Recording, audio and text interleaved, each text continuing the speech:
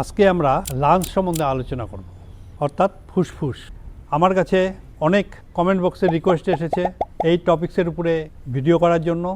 সেই জন্য আজকে আমরা এই ফুসফুস কী করে মজবুত করা যায়, স্ট্রং করা যায়, সেই ব্যাপারেই ভিডিও দেখাচ্ছি।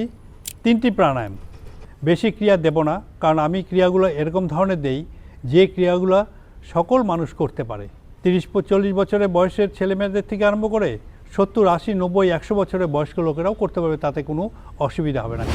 প্রথমে আমি যে ক্রিয়াটি দেখাবো সেই ক্রিয়াটি হচ্ছে আমি শ্বাসনালীগুলোকে পরিষ্কার করে নেব, রাস্তাটাকে ক্লিয়ার করে নেব। তা আসুন আমরা শুরু করি। প্রথমে ক্রিয়া করব সেটি একটি সহজ প্রাণায়াম। আমরা নাক দিয়ে শ্বাস নেব, নাক দিয়ে ছাড়বো, অন্য কোনো দিকে আমাদের লক্ষণীয় বিষয় নয়, আমাদের শুধু এই লাঞ্চের পোর্শনটাকেই লক্ষ্য আমরা করব। কি করব এই দেখুন, আমি আরম্ভ করছি।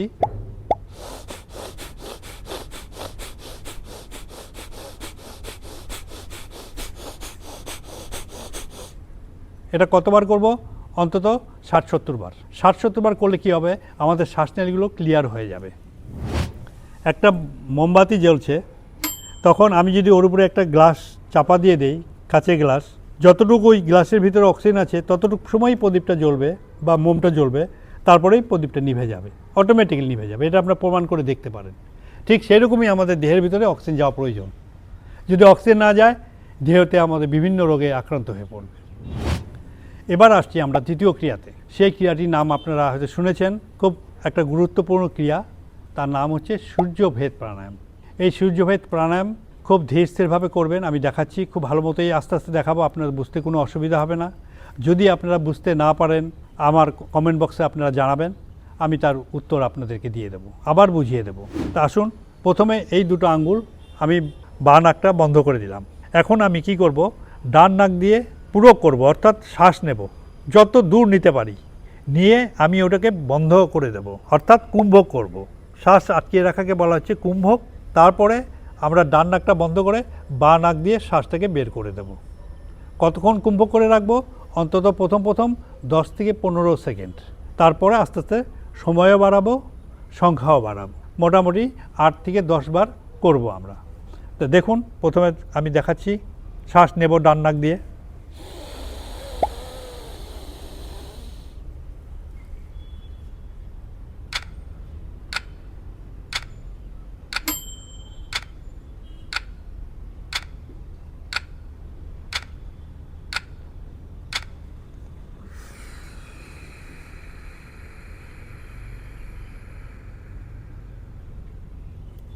একটা কথা মনে রাখবেন, আমি শ্বাস যত সময় নিয়েছি, ছাড়াটার সময়টা যেন 1 সেকেন্ড বা 2 সেকেন্ড বেশি হয়, কম যেন না হয়।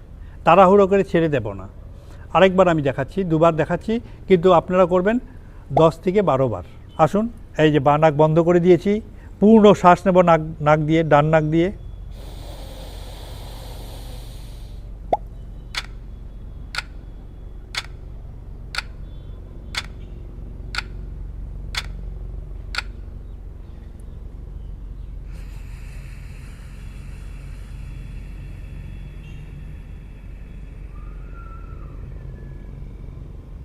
তাহলে পরিষ্কার বুঝে নিয়েছেন। কতবার করবেন? 10 থেকে 15 বার। আর কুম্ভ করে রাখবেন 10-15 সেকেন্ড। তারপরে কিছুদিন করার অভ্যাস যখন হয়ে যাবে আপনাদের ভালো মতো, তারপরে আপনারা 15 সেকেন্ড, 20 সেকেন্ড এবং 30 সেকেন্ড এভাবে আস্তে আস্তে সময় বাড়াবেন। আমরা নাক দিয়ে অক্সিজেন নেই, আর দেহের দূষিত পদার্থ কার্বন ডাই অক্সাইড হয়ে বের হয়ে যায়।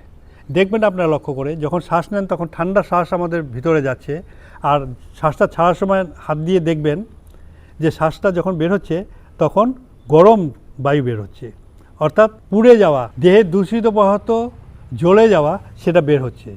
ঠান্ডা নিচ্ছি, গরম ছাড়ছে। এটা লাংসের গুরু দায়িত্ব। লাংস আমাদের পাঁজরের ঠিক নিম্নাংশে থাকে।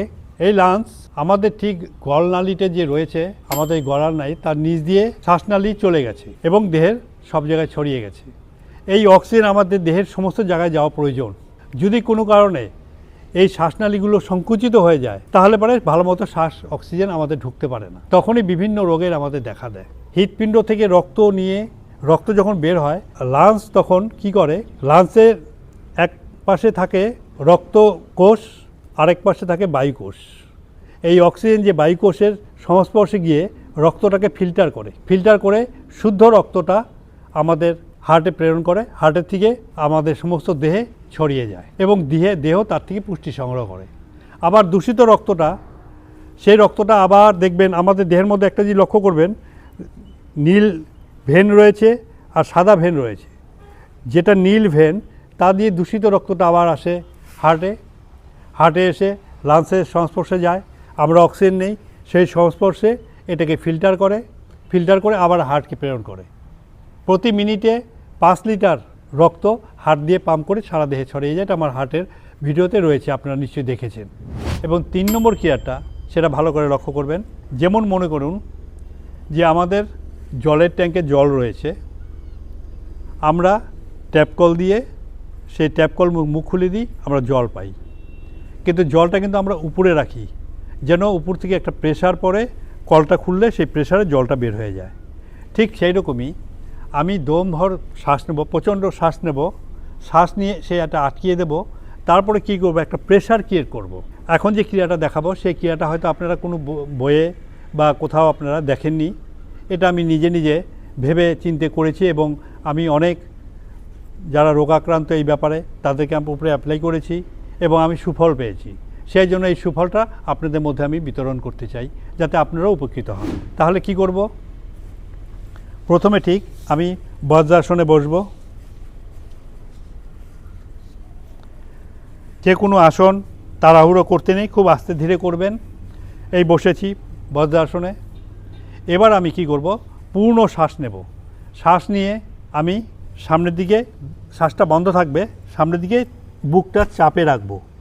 তাহলে কি হবে, প্রেসারে তখন আমাদের যে দুর্বল শ্বাসনালীগুলো সংকুচিত হয়ে গেছে, তার উপর একটা প্রেসার পড়লে তখন ওটা এক্সপান্ড করবে, তখন আমাদের অক্সিজেনটা ভিতরে প্রবেশ করতে সাহায্য করবে। এইভাবে দিনের পর দিন করতে করতে আমাদের শ্বাসনালীগুলো ফ্রি হয়ে যাবে এবং আমরা অনায়াসে অক্সিজেন আমরা গ্রহণ করতে পারব। তা আসুন ক্রিয়া সম্বন্ধে এবার আরম্ভ করি। পূর্ণ শ্বাস নেব, লক্ষ্য করবেন 2 নাক দিয়ে, তারপরে নিয়ে আমি আটকিয়ে দেবো কিন্তু। হ্যাঁ, রেডি, স্টার্ট।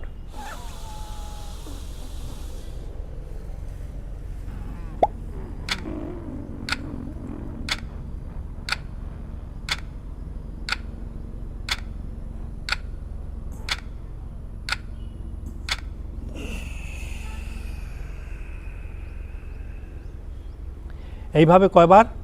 অন্তত 5-6 বার। আবার আরেকবার দেখাচ্ছি, আপনারা ভালো করে লক্ষ্য করবেন। পূর্ণ শ্বাস নেব নাক দিয়ে, শ্বাসটা নিয়ে কিন্তু আটকিয়ে দেব। যখন আমি বুক নিচের দিকে নামাবো, আমার বুকে একটা প্রেসারে কি হবে, শ্বাসনালীগুলো এক্সপান্ড করবে, শ্বাসটা ভালো করে প্রবেশ করতে পারবে। এইটাই কারণ।